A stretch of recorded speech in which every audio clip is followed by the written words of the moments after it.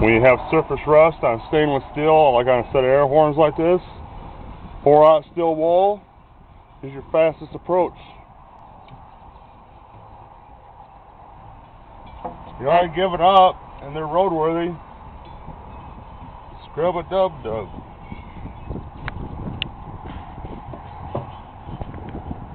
And that's 4/0 steel wool soaked with Gord's polish.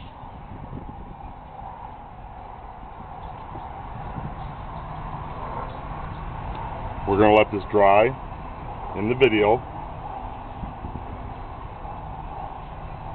This may take up to a minute.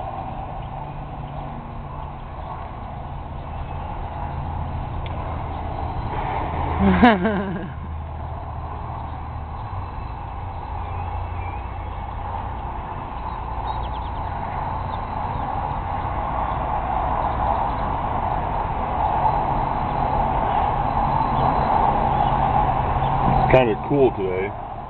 I'm going to just speed up and show you on one.